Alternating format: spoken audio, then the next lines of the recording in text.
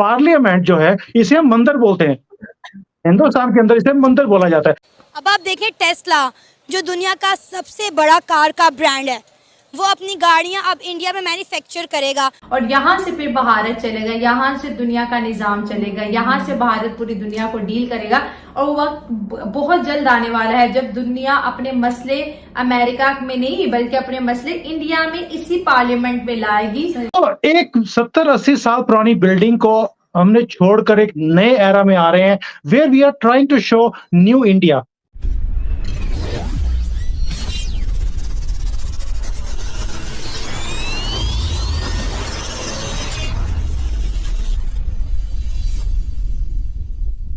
Hello दोस्तों, welcome to my YouTube channel Apna Hindustan. दोस्तों, आपको भी ये न्यूज़ पता होगी कि टेस्ला इंडिया में आ रहा है। लेकिन दोस्तों, पाकिस्तानी ये बात सुनकर काफ़ी हैरान परेशान है, क्योंकि पाकिस्तान से सब ऑटोमोबाइल कंपनीज भाग रही है और इंडिया में ऑटोमोबाइल कंपनी आने के लिए तरस रही है, जैसे कि टेस्ला। टेस्ला काफ़ी दिनों से इंडिया में आने की सोच रही है, लेकिन उसका कहना यह था कि मैं चाइना में प्रोडक्शन करूँगा और इंडिया में कार्स बेचूँगा। लेकिन हमारी गवर्नमेंट ने उसे परमिशन नहीं दी और टेस्ला को सीधे कहा कि अगर आपको इंडिया में एंट्री करनी है तो आपको इंडिया में प्रोडक्शन करना होगा। इसलिए टेस्ला को इंडिया में आने के लिए देर हुई और अब सारा कुछ सॉर्ट आउट होके गवर्नमेंट ने उसे परमिशन दे दी है और टेस्ला अब अपना प्लांट इंडिया में लगाने वाला है।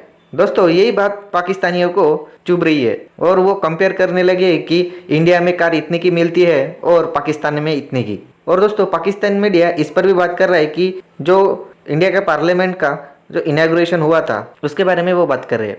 तो चलिए दोस्तों, मिलते हैं नेक्स्ट वीडियो में। जय हिंद। तो जो जरूरी चीजें थी जो बहुत पहले कर लेनी चाहिए थी, मोदी जी ने अपने इन 10 सालों में वो मुकम्मल कर ली है। और उनका ये कहना था कि जिस पार्लियामेंट में हम बैठते हैं ये अंग्रेजों के बनाए हुए पार्लियामेंट है, ये नया भारत है, तो हम भारत के बने हुए पार्लियामेंट में बैठेंगे। और ये इतना खूबसूरत है, इसका पहले जब हमने 3D इसकी जब डिजाइनिंग देखी थी तब भी बड़ा इंप्रेसिव लग रहा था। और यहाँ से फिर भारत चलेगा, यहाँ से दुनिया का निजाम चलेगा, यहाँ से भारत पूरी दुनिया को डील करेगा। और वो वक्त बहुत जल्द आने वाला है जब दुनिया अपने मसले अमेरिका में नहीं बल्कि अपने मसले इंडिया में इसी पार्लियामेंट में लाएगी और यहाँ पे रेजोल्यूशंस पास होंगे। वो वक्त बहुत जल्द आने वाला है। जो लोग ब्रॉड विजन रखते हैं, जो लोग बहुत गहरी निगाह रखते हैं, उनको पता है कि इंडिया कौन सी पोजीशन लेने जा रहा है और ये बड़ा राइट टाइम है पूरी दुनिया के लिए कि इस वक्त वो इंडिया के साथ अपना बॉन्ड स्ट्रॉन्ग करें। अब आप देखें टेस्ला जो दुनिया का सबसे बड़ा कार का ब्रांड है, वो अपनी गाड़ियां अब इंडिया में मैन्युफैक्चर करेगा। तो डेफिनेटली अब जब वो बाहर से इंपोर्ट करते थे उन्हें बड़ी तादाद में जो है टैक्स देना पड़ता था। अब जब गाड़ियां इंडिया के अपने मुल्क में बनेंगी तो डेफिनेटली इंडिया की आवाम को, इंडियंस को वो टैक्स पे नहीं करना पड़ेगा। वहाँ पे वैसे भी पहले भी जो गाड़ियाँ हैं उनके ऊपर टैक्सेस बहुत कम है। उनकी मारुति गाड़ी ले ले, हमारे मारुति आल्टो उनकी जो 3.5 लाख की है और यहाँ पे मारुति आल्टो 34.5 लाख की है। तो इतना डिफरेंस इसीलिए होता है कि जो चीज़ अपनी ही कंट्री में मैन्युफैक्चर होगी उसकी प्राइस ऑटोमेटिकली बहुत लो होगी और जो बाहर से मंगवानी पड़ेगी, इंपोर्ट करनी पड़ेगी, वो उनकी प्राइस ऑटोमेटिकली हाई होंगी।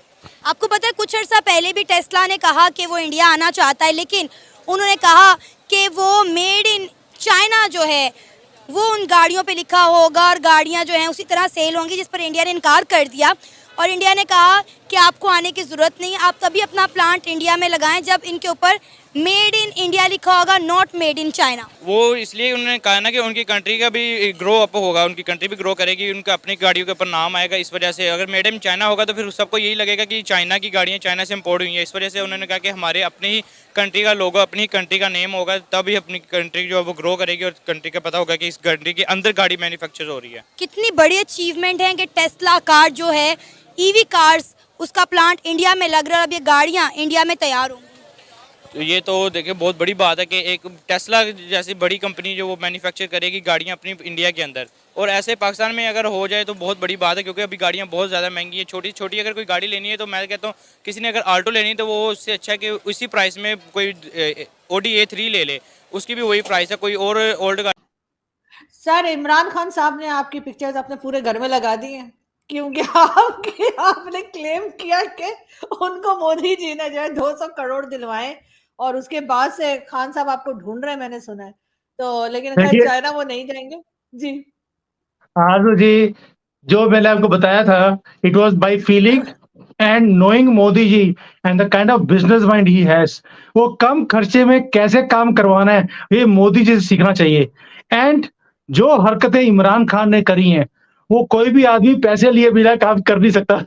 लेकिन आपको आपको मानना पड़ेगा, जो वार उन्होंने पाकिस्तान आर्मी की लगाई है, ये कोई आदमी अपने देश में जब तक पैसे ना लिए हों किसी से, वो काम कर नहीं सकता। एंड सेकेंडली, आपने एक चीज नोट किया होगा, कभी भी पाकिस्तान के किसी भी प्राइम मिनिस्टर ने हिंदुस्तान के प्राइम मिनिस्टर की तारीफ नहीं करी कभी भी, या फॉरेन पॉलिसी की तारीफ करी हो, या किसी भी चीज की तारीफ करी हो।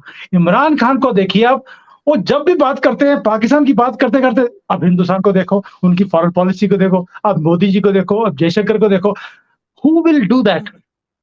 विच इज नॉट नहीं सर, अलाउड। अब चेंज आया है। नहीं सर, ऐसा नहीं है कि अलाउड नहीं है, अब चेंज आया है। अब बहुत से मीडिया के लोग जो हैं वो भी तारीफ कर रहे हैं, और ऑब्वियसली अगर काम अच्छा होगा तो वो छुपाने से या गलत बात करने से, अब आजकल के जमाने में, सोशल मीडिया के जमाने में सर, छुपाया तो नहीं जा सकता। तो नवाज शरीफ साहब के भी बड़े अच्छे टर्म्स थे, इसी वजह से तो मोदी जी आए भी थे शादी पे, और एक तरह से दोनों के अच्छे दोनों का इरादा था कि एक अच्छी चीज लेके चलेंगे आगे और टर्म्स बेहतर होंगे। वो और बात है कि बाद में जो कुछ हुआ, लेकिन शायद इमरान खान भी इसी वजह से सर, जब तक प्राइम मिनिस्टर थे तब तो कुछ नहीं कहते थे, तब तो बहुत उल्टा सुल्टा बोला उन्होंने, लेकिन बाहर जाके उन्होंने कहा चलो मोदी जी की तारीफ भी हो जाए। लेकिन सर अगर हम मोदी जी की बात करें तो अभी आपके यहाँ नई पार्लियामेंट बिल्डिंग जो है वो बनी है, और उसके ऊपर भी सर बहुत इतराज हो रहा है, कह रहे हैं कि जी जहां पर इतनी गुर्बत है, क्योंकि गुर्बत तो भारत है, हमारे यहाँ भी है, आपके यहाँ कई कंट्रीज में है, तो वहां पर इतना इन्वेस्टमेंट करने की क्या जरूरत थी बिल्डिंग के ऊपर, आप क्या कहेंगे सर? आरजू जी, पहली बात तो ये है कि ये बड़ा हिस्टोरिकल मोमेंट है, बोथ इंडिया के लिए और पाकिस्तान के लिए भी। वो कैसे है कि आपकी भी पार्लियामेंट बंद हो गई है, हमारी भी बंद है, पुरानी वाली हमने नई शुरू कर ली है, बट पार्लियामेंट दोनों की तरफ से जो है वो बिल्कुल बंद हो चुकी है अभी। Now we are going to a new era.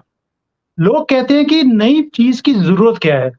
देखिए, जब आप तरक्की करते हैं, देश तरक्की कर रहा है, हम अब फैमिली में भी देखें, जब हमारी फैमिली तरक्की करती है, हमारी इनकम्स इंक्रीज होती हैं, हम भी सोचते हैं कि एक नया घर होना चाहिए, नया फर्नीचर आना चाहिए, नई गाड़ी आनी चाहिए, नए कपड़े आने चाहिए। So we think of something new.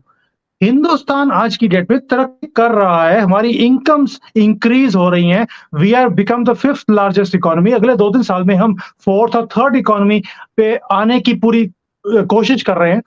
Why not have a new house? And this parliament जो है, इसे हम मंदिर बोलते हैं, हिंदुस्तान के अंदर इसे मंदिर बोला जाता है, मुझे नहीं मालूम पाकिस्तान में इसको क्या बोलते हैं। So we call it as a temple of democracy. So एक 70-80 साल पुरानी बिल्डिंग को हमने छोड़कर एक नए एरा में आ रहे हैं, where we are trying to show new India. So उसके लिए आपको नई बिल्डिंग, एक नया शो आपको दिखाना पड़ेगा, and this is what we wanted to show also. पुराने वाले सिस्टम को लेकर, अगर पुराने सिस्टम इतना ही अच्छा था जो कांग्रेस के टाइम का था, तो देन जो कुछ मोदी जी ने किया है, because he change the system, you understand. So आज अगर लोग बोलते हैं कि गुर्बत है, ये नई बिल्डिंग की जरूरत नहीं थी, गुर्बत मैं ये बोल सकता हूं, गुर्बत थी। अभी गुर्बत कम हुई है और इसके ऊपर काम चल रहा है कि इसको कम किया जाए, पर उसके साथ आप डेवलपमेंट को एंड न्यूनेस को तो आप रोक नहीं सकते ना। सो ये जो है स्टेटमेंट की गुर्बत है तो हम कोई भी चीज नई ना करें, दैट मीन्स गुर्बत है तो हम नई सड़कें भी ना बनाएं।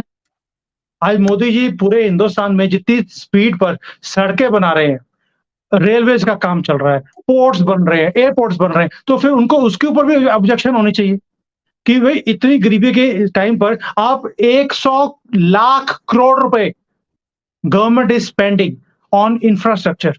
सो आप कहेंगे कि यार इतना पैसा इंफ्रास्ट्रक्चर की लगाने की जरूरत नहीं थी, आप गरीबों में बांट देते। So this is not a genuine comment कि भाई गुर्बत है तो नई बिल्डिंग बनाने की जरूरत क्या थी। No, it was a need of the hour. We are entering into next 25 years, जिसको हम अमृत काल का समय बोलते हैं, वेयर इंडिया एट 100 वो कैसा होगा। मोदी जी ने उसका विजन दिखाया है हिंदुस्तान को कि भाई we want to be a developed country, हम एक विकसित देश, जैसे आज अमेरिका, इंग्लैंड है, वैसा ही देश हम इंडिया को देखना चाहते हैं जब हम 100 साल अपने आजादी के पूरे होंगे। उसके लिए आपको सिंबल्स भी वैसे चाहिए होते हैं। कि आपको पार्लियामेंट ये हिंदुस्तान का बनाया हुआ, this is by the people, build by people of India, architect of India, for the people of India. So ये एक ऐसी चीज है जिसके ऊपर गर्व करना चाहिए, बट क्या करें, ऑपोजिशन के लोग हैं, उनका काम ही है। ऑपोजिशन और गवर्नमेंट को मैं हमेशा सोचता हूँ जैसे सास बहू का रिलेशनशिप होता है ना, कि बहू जितनी मर्जी अच्छी हो, जितना मर्जी अच्छा काम करे, सास को कभी उसमें कुछ गुण दिखेगी नहीं।